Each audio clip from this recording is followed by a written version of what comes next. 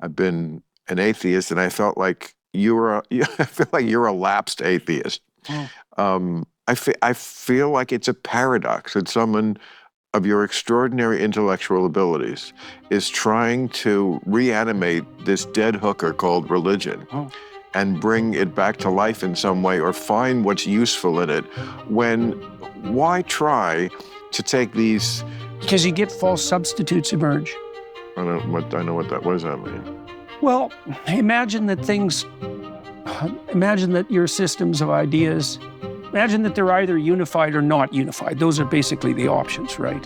And if they are unified, there's something under which they have to be unified. And if they're not unified, then they're in conflict, and that's not good. That makes you anxious, it makes you hopeless, it breeds social discord. Ideas are in conflict, you're saying? Yes. But ideas are always in conflict. Yeah, but if they're in conflict too much, people go to war and they fall apart. Well, right? I mean, look, you want diversity and you want difference in opinion because you want to keep things churning. But what has made people go to war more than anything? Belief in who's the real God.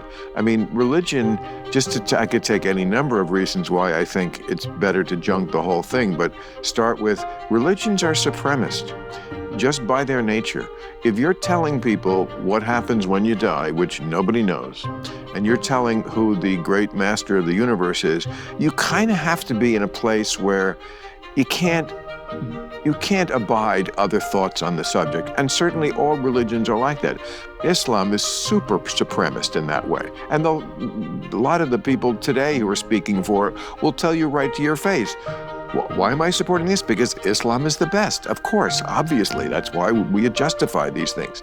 And certainly the Bible, same thing. I mean, God is very supremacist for the Jews. I find it very amusing that the thing that they are accusing the Jews of today of doing, colonizing, ethnic cleansing, which are neither true, are true in the Bible. That's exactly what God tells the Jews to do. Ethnically cleanse the Canaanites, commit genocide if you have to. God tells them, kill all the men. This is this in the Bible. You've written about it in there. Kill all the men, the Midianites, another number of people, kill all the men and the women who aren't virgins, kids. I mean, standard pattern of human warfare. I know, but for people who take a book as the guide to morality, it's filled with terrible morality. But again, not to keep beating a dead horse about why religion is so horrible in any form, but if you read the teachings of the Mormon Church until recently, the things they say about black people are just horrendous. The worst kind of racist thing. And they justify it by talking about that Ham. No, that's interesting. They get it. The black people in religion get it from two sources. The Mormons talk about Cain. Yeah. That black people are a descendant of Cain, and because Cain is a murderer and he did a dark deed, I mean, they're very open about that's why they have dark skin, to remind us of the darkness in their past. I mean, it's just fucking ugly. Yes, the other thing that the Southerners in this country used was Noah had 3 sons, Shem, Ham, and Japheth. Ham was the contemptuous son. Also the one who wanted to fuck his dad. I guess, or maybe both of them, I don't know. But Ham, some think the black line runs from Ham. Right. But both of them, again, use religion to be justifying what we would today call one of the worst things, racism. Okay, well, right. Is it worth it to resurrect that whole structure when it comes with that? It's what I call the one turd in the pool theory. I mean, a book that contains, we're okay with slavery, it's terrible on women, it's terrible on homosexuals. It's like if somebody said, yeah, but you know what? There's only one turd in the pool, jump on in. I wouldn't jump in if there was even one turd in the pool. And I wouldn't want to resurrect a book and a mythology okay. You get me? Yeah. I mean, there's nothing incoherent about that argument. Although I think it still leaves you in an awkward position, because the postmodernist would say, take a look at your stance and say, while you defend Western civilization, and there's plenty of turds floating in that pool. Well, but Okay. right. All right, you win that one. Well, it's rough because there are plenty of turds we floating look in back that at pool. the past, That's true. right? And but we can. Well, here's the thing: we can fish our turds out. Like we had slavery, but we fished that turd out of the pool. You can't do that. The Bible is the Bible. Yeah, it's there, and it was written by God. It was the Protestant evangelists that did that. Did what? Took that particular bit of pollution out of the pool, right?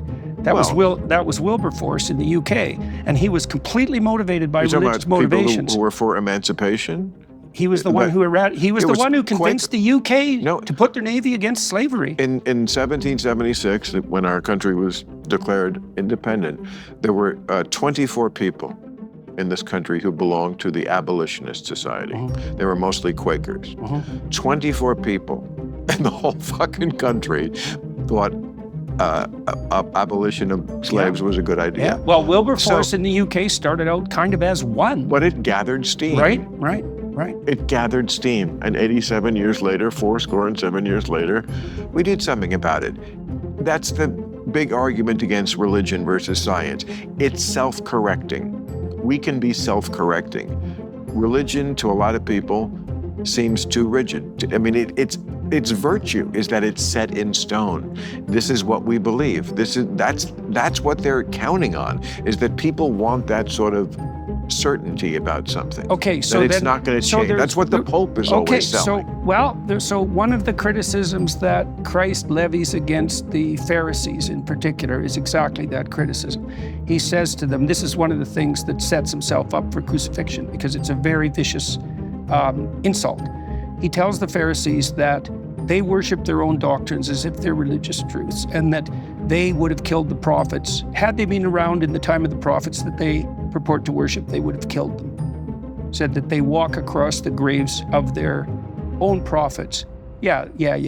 They haunt the graves of their own prophets. That's a good way of thinking about it. So he accuses them of a very deep cynicism. And he's trying to make the same point you're making, which is that you're not supposed to worship the static doctrines of men as if they're religious doctrines, and that there's something in the transformation process that isn't encapsulated in the letter of the law. So what would you say? You don't privilege the letter of the law over the spirit of the law. And I think part of what the genuine religious enterprise is the attempt to identify what that spirit is, that dynamic spirit. And I think that can be done.